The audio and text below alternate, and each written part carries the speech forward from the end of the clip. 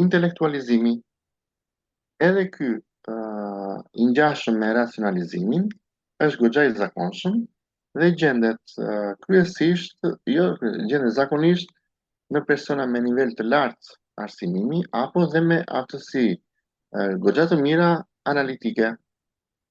Në fillim, mbase nuk duket si problematik, por me kalimin e kohës, nëse vijon në mënyrë të përsëritur, atëherë bëhet bezdisës, bëhet shqetësues. Pra, sepse mas shpesh një mendim i thellë, se një reflektim apo si analizë që po bëj. Në thelba ma, funksioni i tij është që të mbaj në distancë emocionin. Dhe çfarë bën në këtë rast? E zënson pjesën emocionale me pjesën kognitive, pra me shpjegime logjike. Unë në këtë rast normalisht do të përballesha me një situatë që do më shkaktonte qoftë një dhembje apo një situatë ankthi, por në vend që ta përjetoj atë, çfarë bëj? E shmang dhe fokusohem tek aspektet logjike, teorike, analitike, duke qenë i ftohtë emocionalisht. Dhe çfarë bëj në këtë rast? Krijoj një ndjenjë kontrolli dhe sigurie mbi situatën, sepse mendimi në këtë rast është më lart se sa emocioni, është më i menaxhueshëm se emocioni. Si mund ta identifikojmë? E kam diskutimin shumë të strukturuar dhe shumë logjik. Fjalorin e përdor shumë teorik ose teknik. Bëj analizë pa përfshirje emocionale. Përpiqem që të bëj arsyetime edhe për episode apo situata për cilat nuk kam një përvojë objektive. Pacienti në këtë rast, nëse unë do jem rolin e terapistit, pacienti që kam përballë mund ta dalloj në qoftë se ai flet mirë, pra në analitike me radhë, por nuk e ndjen atë që thotë. Një person që ka humbur një të afër mund të thotë që po, procesi i vdekjes është një fenomen biologjik i pashmangshëm dhe pjesë e ciklit jetësor. Pra në këtë rast nuk kemi atë formën klasike të çështimit apo të përjetimit emocional, por kemi kontekstualizim apo konceptualizim. Ose në qoftë se unë mbas punën, atëherë do jemi mërzitur, po. Çfarë bëj në rastin e intelektualizimit? Filloj dhe shpjegoj e arsyetoj me situatën e momentit, është fund semestrit, nuk i kisha të mundur të gjeja punë apo organizatat që morin punë nuk ka strategji afatgjatë, përpiqen që ta justifikojnë me diçka. Regresioni. E përdorim regresionin në situata kur sërish në gjendjen aktuale nuk arrit dot që të kem një feedback shumë të mirë nga partneri apo nga marrëdhënia e punës, dhe atëherë kthehemi në sjellje të kaluar, të cilën e kam kryer vetë unë, tërhiqem mbrapsht, sepse nuk ai do të përball situatën qoftë në çift apo edhe marrëdhënie në klasë të paktën. Kjo në fakt në klasë është goxha më klasike sepse ne e përdorim shpesh, duke qenë se kemi një marrëdhënie hierarkike që na vën në vështirësi. Gjendet gjithashtu kryesisht tek klasterit C, të persona që kanë sjellje evituese, sjellje të varura, por edhe të obsesion kompulsivitetit. Është i ngjashëm me izolimin afektiv. Izolimi afektiv në fakt, përveç regresionit, përdor edhe e gjejmë edhe tek pjesa e sjelljes paranoike apo edhe tek çrregullimet skizoike. Izolimi afektiv. Në regresionit e themi ndryshe edhe sjellje fëminore, dikush që përball një stresi shumë të madh që po kalon në atë moment, duke qenë se e gjen vështirë ta përballoj atë stres të madh, bën një regres në një periudhë më të hershme të jetës së vet, që mund të jetë fëmijëria, adoleshenca, dhe ne shpesh herë mund të referohemi pse bën si fëmijë, një adulti. Nuk e di kush nga ju ka patur rastin të shikoj Meet Joe Black. Po. Po. Momenti kur kemi që ai i paraqitet asaj si që është vdekja, ajo friksohet dhe në fund i thot ku e maj, gjej kush jam dhe kalon një regres pas 20 sekondash të merr panik, kalon një regres duke thënë you are Joe edhe buzëqesh për të mbrojtur veten. Nuk e di nëse të ka hasur dhe në punën praktike. Marrëdhëniet në çift gjithmonë kjo ndodh.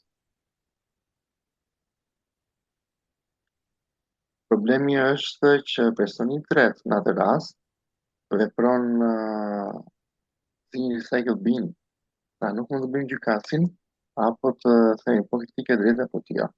Ne do përpiqemi që të marrim informacione sepse ata në një situatë të caktuar dyshe nuk arrin dot të atë tjetrit dhe gjejmë momentin që të zbrazin ato informacione për personin e tretë që vjen. Tjetër, Introjekcion, kur ne fillojmë brendësojmë. brendësimi.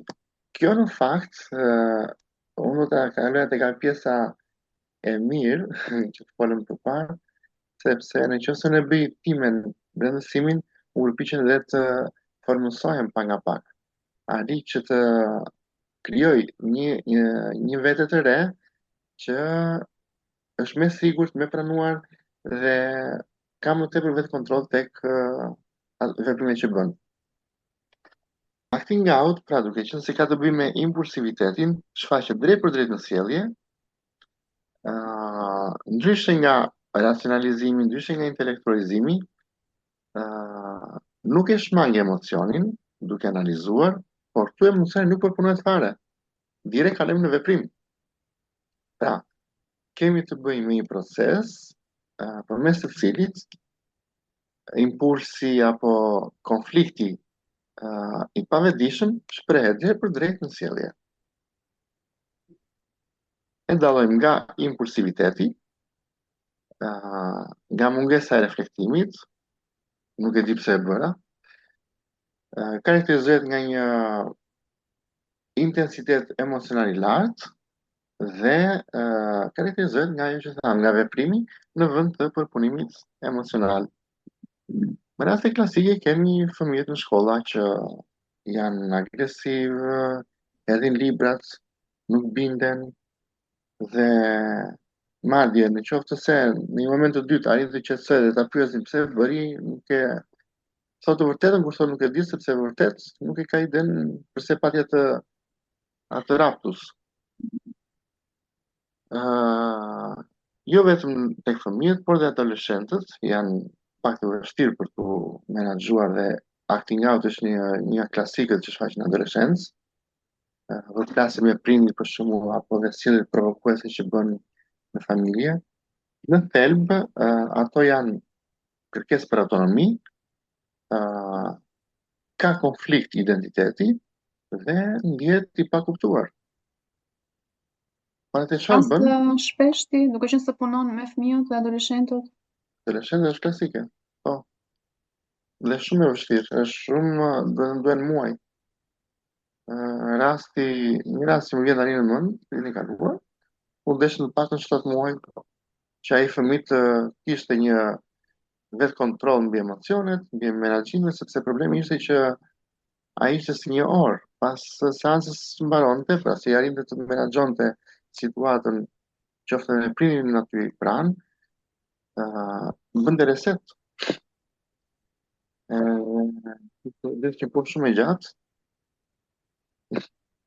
tek adoleshentët është goxha e vështirë, sidomos tek adoleshentët që janë hapat e parë të adoleshencës, pra pas kalimit të preadoleshencës dhe në hapat e parë të adoleshencës, sepse janë sjellje me të cilët nuk janë mësuar. Ndërkohë që adoleshenti, që themi në faza më i pjekur, moshë 16, 17, 18, të paktën ka arritur të menaxhojë dhe disa sjellje të tilla që e kalojnë drejt acting out. Besoj se nuk e di kush është punoj në shkollë dhe mund t'i ketë parasysh sjelljet e studentëve vitit të fundit dhe vitit të parë në gjimnaz. Ata të vitit të fundit gjajnë si më të matur. Më falë, këtu bëjnë pjesë edhe adoleshent që pra kanë tendencë të refuzojnë rregullat nga kundërshtimi i fortë ose që Po. kanë Dhe i ke dy Përballje lloje. me vështirësi emocionale. Po, dhe i ke dy lloje. Është adoleshentët të cilët e shfaqin hapur fare acting outin, dhe Mhm. adoleshentë të cilët akumulojnë dhe pastaj në një moment që se pret të shpërthejnë në duar. Kupton.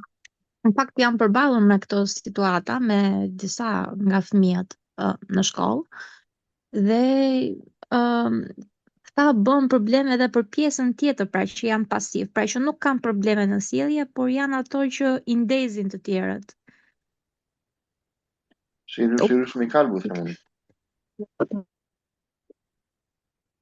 Është e vërtet, sepse mesenet tyre bëjnë një lloj efekti zinxhir dhe në fakt të keq thonë gjësa ky më të sjellje, e cila duhet dënuar dhe nuk dënohet, atëherë mund ta bëj dhe unë thotë tjetri. Këndos. Dhe mekanizma ka pafund. Në kuptimin sa janë sjelljet njerëzore, aq dhe mekanizma ka. Sepse si thash në fillim, çdo sjellje njerëzore është një mekanizëm mbrojtës. Çdo mekanizëm është një sjellje që ne bëjmë në jetën e përditshme. Si ti masin ta, përveç intervistës ose përveç marrëdhënies interviste klinike gjatë seancës, ka dhe scales apo plotësor, self-report apo gjysmë të strukturuar. Të paktën në 7 vitet e fundit janë përdorur goxha DMRS-ja, për shembull, Defense Mechanism Rating Scale, nga Perry, janë të standardizuar dhe japin një ide mjaft konkrete mbi karakteristikat që përdor një person në sjelljen e përditshme. Dhe sot i kësaj dite ai është një nga instrumentet më të vlefshëm. Nëse ka pyetje, mund të Ok, vijoj. mund të kalojmë tek pyetjet. Po, Nëse dikush ka, Armena bëri goxha pyetje. Tani që radhën era. Hello. Hello. Çfarë po mbjen mua në mendje tani është në një person veprojnë disa mekanizma mbrojtës. A ka mundësi për shembull që njësoj siç e kemi po e paralelizoj që ta bëjmë të qartë pyetjen time. Njësoj siç kemi diagnozën dhe diagnozat kështu. Jo komorbide tjetra?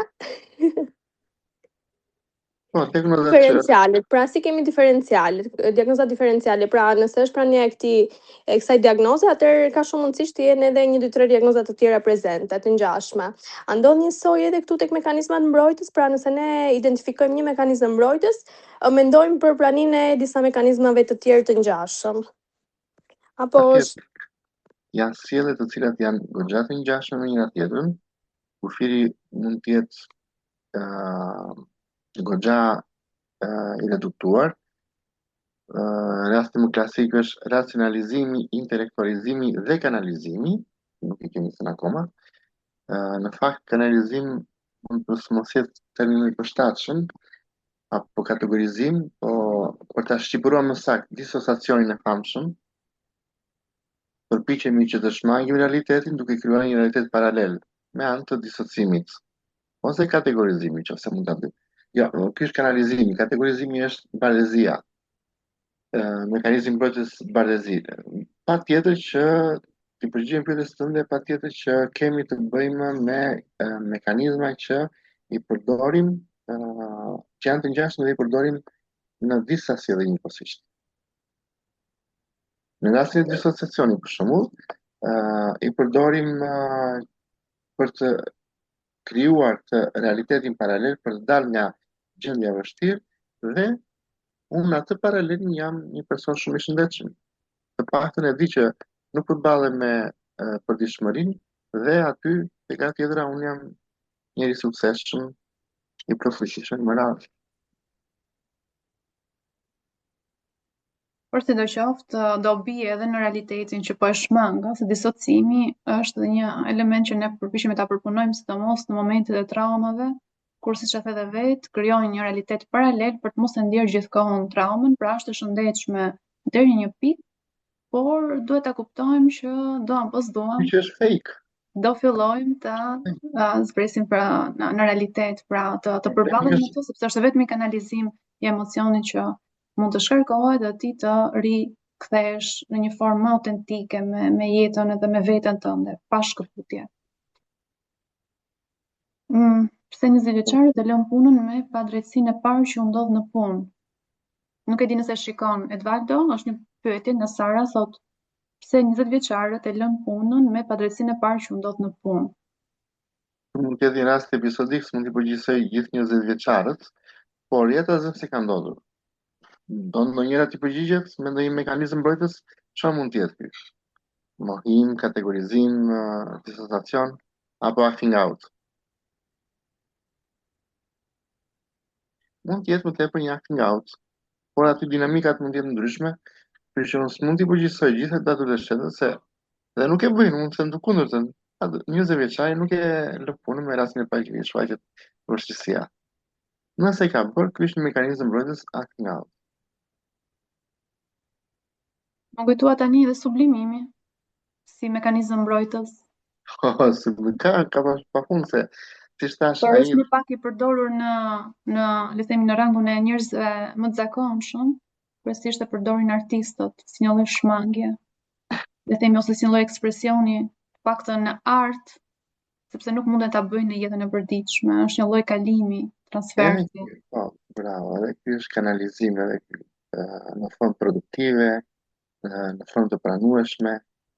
Do të thënë, unë vetën time drejtoj drejt aktiviteteve që kanë jo vetëm vlerë personale, por edhe vlerë sociale. Nuk krijon distancë në fakt nga vetja, por kontribuon në zhvillim, kreativitet dhe funksionim të mirë. Unë përpiqem që agresivitetin tim apo tensionin tim ta transferoj, ta kanalizoj në aktivitete konstruktive. Mund të jetë shumë i ngjashëm me atë e stresit. Për shembull, mund ta kanalizojnë në boks apo në sporte, pra zemrimi i shprehur në formë sporti, ku ti bën shkarkim, mund të jetë më i pranuar nga njerëzit se sa kur e shpreh ato në kontekste të tjera. Mënyrë shëndetshme, po, për të përballuar atë sjelljen e vështirë apo emocione. Këtu kemi të bëjmë me një mekanizëm mbrojtës të mirë, që e tham në fillim, ne nuk mund të bëjmë ndarje, por sidoqoftë janë disa mekanizma që njeriu e ndihmojnë, të bëjë dashurinë e vetes pa u larguar nga ajo që është.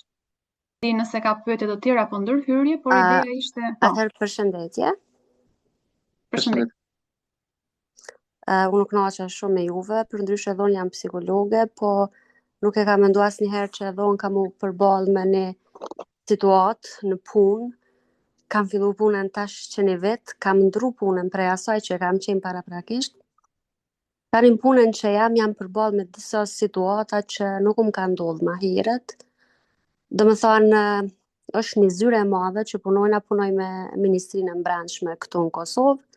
Është një zyre e madhe që punojnë disa kolegë. Para disa muajve disa kolegë janë fjalos me zvete dhe i kanë ndërprej kontakte, domethënë nuk flasin me zvete. Unë kam qenë shoqe me të dy palët. Edhe kam betë si në mes. S'kam dash me asnjën në palët i shkëpos marrëdhëniet. Po këto që i kam afër, kam fillu me atë mënyrën e injorimit veç pse unë po flas me ato. Kjo më ka do si loj fëmish një herë, po tash situata është bë pak më e ndërlikume. Ajo që po më pengon më shumë është se mu po mbajnë me unë di keq. Domethënë pjesa e injorimit tyne mu po mbajnë me unë di keq. Mekanizmat mbrojtës që unë po i përdori pa vedije, është domethënë që në momentin që ato po më flasin, unë po ju flas. Në momentin që po më injorojnë, unë po tërhiqem. Edhe kjo situatë po shkon veç kur po e shoh veten, tu e mendua atë pjesë pse çka ju kanë bë, pse ato s'po komunikojnë me mua. Kjo që po më bezdis mas shumti, është pse unë po e kaloj kohën tu e mendu për to, domethënë që diçka që nuk ja vlen, nëse ti injorojnë, okay, vazhdo. Po kjo si çfarë mekanizme të përdorur, je ti në mes apo jo? Domethënë se që janë ndarë dy grupe dhe tashmë ti duhet të jesh në përshtatje, me sa kuptoj unë je duke u përshtatur me të dy. Po, me grupin që i kam afër, domethënë jam të e përjetu këtë ndjenjen që po më injorojnë edhe okej, po më injorojnë, po du me përgadit veten, në rregull, po më injorojnë, do me thonë që krejt njerëzit ashtë me të pëlqy edhe ti me kanë me të gjithë okej, po pse çfarë mekanizmeve përdoron e që mos me u ndiku për tyre. Vetëm dua të bëj një qartësim, nuk e di nëse je duke perceptuar ti kështu, sepse thua që një herë më injorojnë, një herë më afrojnë. Mund të jetë edhe fakti që mund jesh duke e perceptuar ti nga jashtu, por në të vërtetë edhe njerëz vazhdojnë të funksionojnë normalisht me ty, njësoj. Jo, nuk është që funksionojnë normalisht, ndodhë që edhe ne perceptoj ashtu, ndoshta në një situatë, po jo, normalisht nuk funksionojnë njëjtë. Pra ka ndryshuar, e ke vënë re që Po, ka ndryshuar ka ndryshuar, ato ka ndryshuar komplet sjelljen. Po ato që e bajnë ashtu, domethënë e bajnë për interesat veta. Kur kanë interesa, po ajo që mu po më pengon është, nuk e di sa mundet me na ndihmu një mekanizëm mbrojtës që mos me u ndiku, po thjesht me qenë e lumtur dhe mos më interesu nga ajo që ata po mendojnë ose që po. Ka njerëz janë të rëndësishëm për ju? Jo, nuk janë të rëndësishëm, thjesht nuk i kam ofër në punë dhe është interesant që ti ndonjëherë don me nda kohën me dikan edhe me fol. E kia pse po i bëj aq të rëndësishëm, po më pengon të vetja. Çfarë mekanizme me përdor që mos më ndiku. Brenda punës apo dhe jashtë punës? I kam vetëm brenda punës. Vetëm brenda punës. Po. Do me thënë janë të rëndësishëm brenda punës. Jemi kolegë, nuk është që kanë rëndësin atë kuptimin që e kemi punën të lidhë me njëri tjetrin, po ajo që po i baju në të rëndësishëm është se po kaloj një pjesë të kohës me ta, edhe thjesht po kam qef me pas një komunikim të këndshëm, a vjen me kalu ditën që mos më metu në 8 orë pa fol me askënd. Vala, mund të bëj një pyetje? Po. Janë të rëndësishëm. Mund të bëj një pyetje? Po, Armila. Thjesht doja ta pyesja, këto njerëz janë të rëndësishëm edhe në aspektin emocional, pra kanë ndikim në emocionet e tua, apo janë vetëm në performancën tënde të punës? Kjo rëndësia që ju jep personave. Po, ajo që unë po i konsideroj të rëndësishëm është se unë kam pas një lidhje të afërt me ta, e tash po më pengon ajo largësia. Po, ideja është që ata të zhvillojnë, pra nëse ti do kishe një marrëdhënie ose marrëdhënia juaj do rregullohej, do ndikonte pozitivisht në aspektin personal tëndin, tek emocionet e tua, pra ti do ndihesh mirë apo thjesht do ndikonte në përmirësimin e performancës tënde? Jo, me performancë nuk ka të bëj, secili e kemi punën e vet, po thjesht në aspektin emocional. Të po thotë që e ngarkojnë, pra me kalon shumë. Ngarkojnë, po kjo po më çështja është, më fal se nuk e di emrin, do si të drejtohem. Mira. Mira, ti pyete pak më herët cilën mekanizëm mbrojtës të përdor, por në fakt mekanizmat mbrojtës nuk është se ne mundemi t'i përdorim me vetëdije. Ato vinë në mënyrë automatike, mund të vinë më fal, nuk është e njëri prej tyre mund të jetë që ti ta mësosh se si ta aplikosh për këtë rast. Ky është një rast që do duhet një punë për shkëputjen tënde, le themi emocionale nga kjo që ka ndodhur, faktin që ndoshta ti nuk e faj për mënyrën se si kjo situatë ka ndodhur, pra shkëputja mund të bëhet edhe në këtë formë, duke e bërë ndarjen ndjenjës së faj që ti mund të kesh zhvilluar sepse ndihesh në mes të kësaj situate. Por jo duke përdorur detyrimisht një mekanizëm mbrojtës, sepse ndoshta ti je duke përdorur mekanizme mbrojtës në këtë moment dhe mund të jenë ato penguesit që ty të bëjnë të ndihesh kështu. Por duhet kuptuar pak më shumë situata jote. Megjithatë, do ishte forma e komunikimit, e di që është shumë e dëgjuar, por nëse ndonjëri nga këto persona për ty është shumë e rëndësishëm, për shembull, në këtë grup dhe të bën të ndihesh më shumë keq se pjesa tjetër, se nuk e dim edhe numrin e personave që janë dy kolege. Janë dy kolege. Mund të jenë të dyja të rëndësishme mbase, mund të jetë njëra më shumë se tjetra, por ndoshta mund ta kesh më të lehtë fillosh me njërin duke diskutuar sesa me të dyja njëkohësisht, pasi mund të ndihesh. Kjo frika që të diskutoj me të dyja ato është sikur po pres sulm. Ja, atëherë jo të dyja. E kam frikë për balljen e sulmit. Ja të bëj një pyetje. Po. Të dy persona në marrëdhënien e punë, do nga më do i shënzoj me 1, 2 0 apo në një shifër tjetër?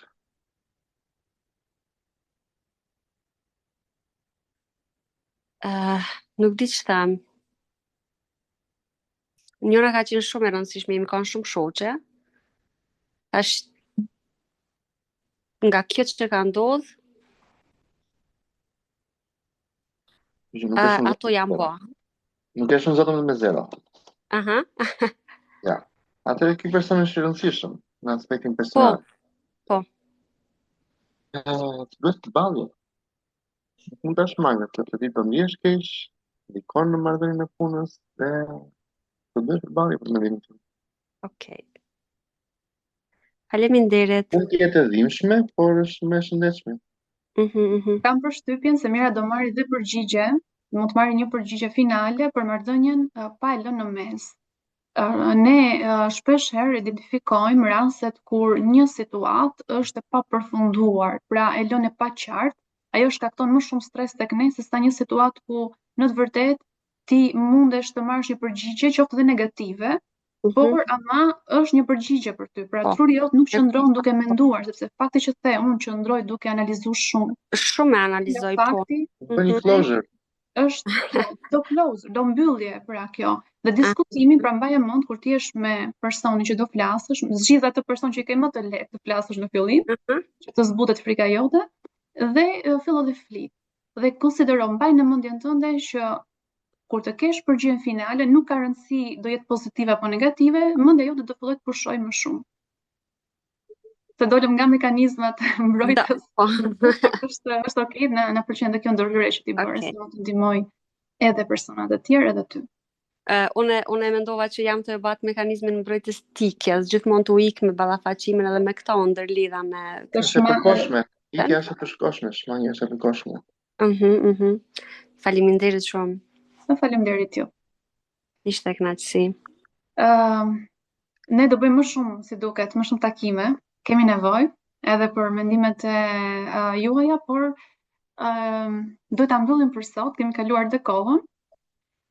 Mund të shihemi në tema tjera që ju mund të më propozoni. Edvaldo, shumë faleminderit për këtë takim, shumë informativ, shumë me shembuj edhe faleminderit të vajzave që ndërhyn, ne bën më dinamik këtë takim dhe mund të shihemi në takime të tjera. Ju përshëndes. Faleminderit juve. Mirupafshim. Mirupafshim.